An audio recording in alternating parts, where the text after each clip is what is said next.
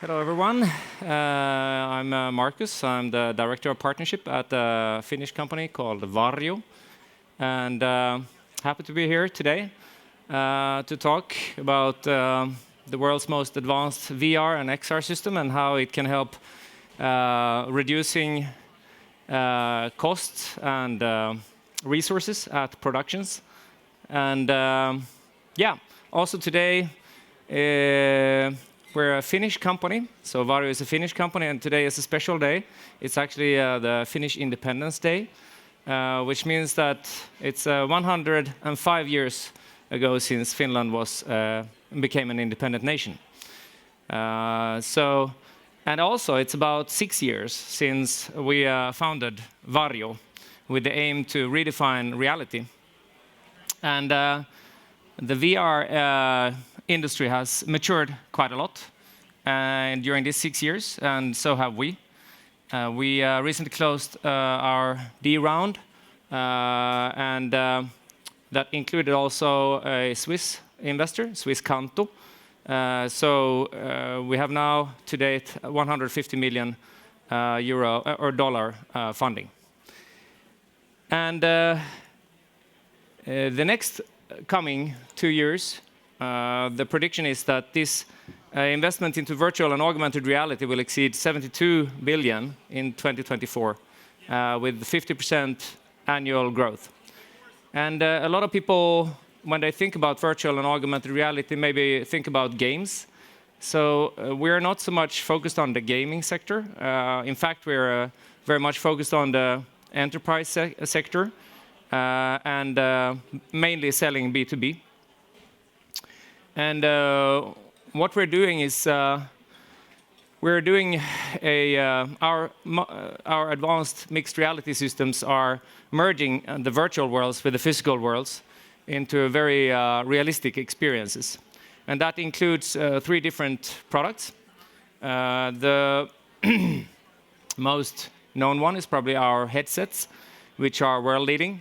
So with our headsets, you're able to see the world in the same clarity as you can see the real world. That's using a human eye resolution screen, so it has the same resolution as your eyes can see. And they also feature mixed reality cameras that makes it possible for you to see the real world.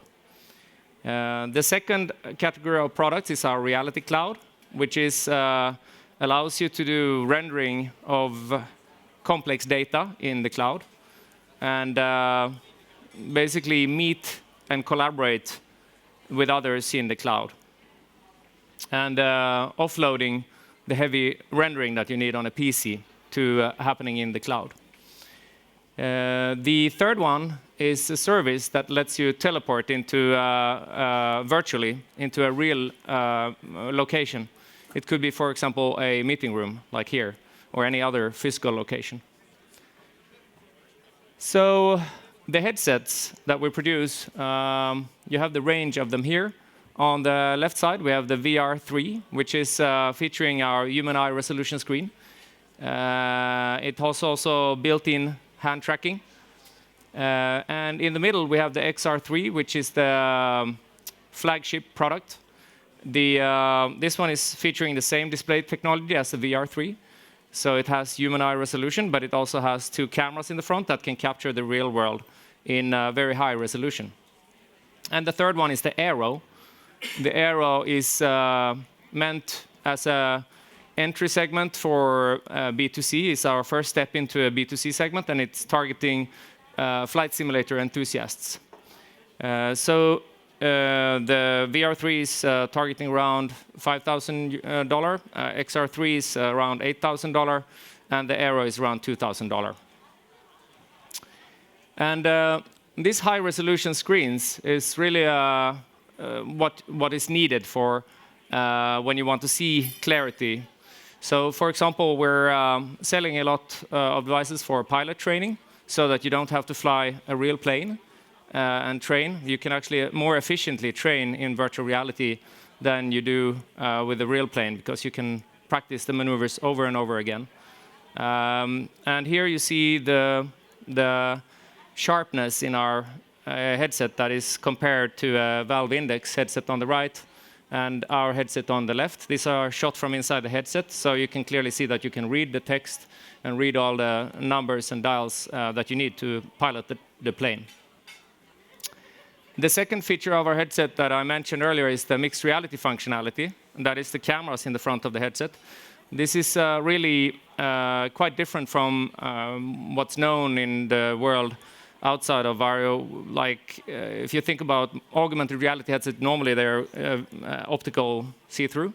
So that means that you have a glass that you see through, and then you project something on the screen. So that typically gives something like the picture on the left side, something with limited field of view and quite semi-transparent. Whereas it's in our case with the XR3, the object is clearly there. It's fully opaque, and you can see the reflections and the lines in the car.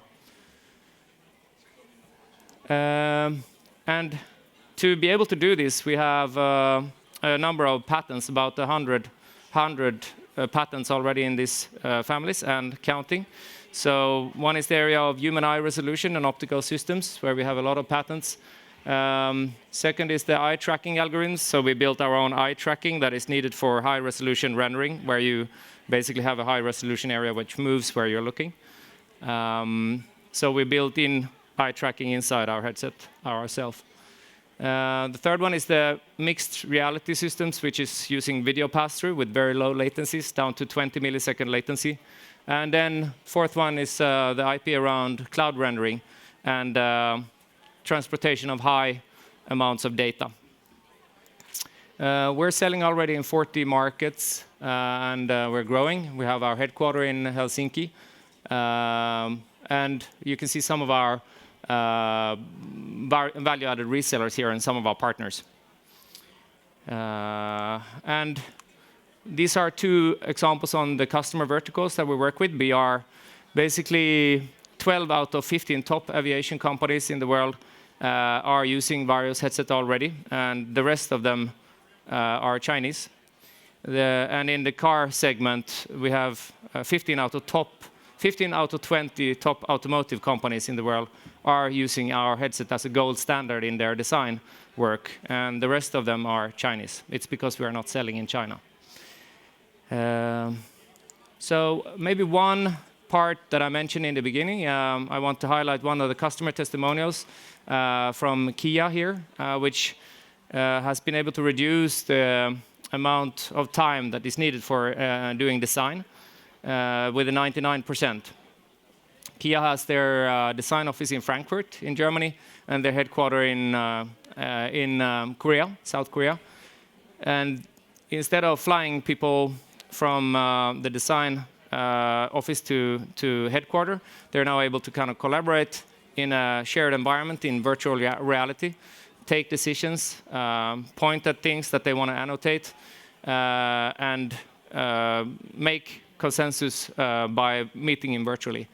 And they're also able to cut down the big cost of doing prototypes. The traditional way of designing is through clay models, which is no longer needed. So it reduces the cost of material as well as transportation. That's what I had to say. So thank you so much for listening, and I take some questions if you have. Thank you very much. Thanks. Does anyone have some questions? Or I think we can take one question. No? I have a question. What are your competitors? What's the competitive environment like for your headset? We are traditionally in the flight segment. We are competing against dome simulators, so traditional big domes, where we are a very cost-efficient competitor. And then when it comes to designing, we have a number of consumer-based virtual reality headsets, like HTC Vive and HP Reverb, which are offering virtual reality, but at a lower resolution. And Oculus? Oculus is not so much a competitor because their business model is very much different than ours. So most of our customers are keen to keep their data safe, and which is something that, of course, Oculus or like Meta is doing a big business on. So that's very true, very controversial. Thank you so much for sharing your story today.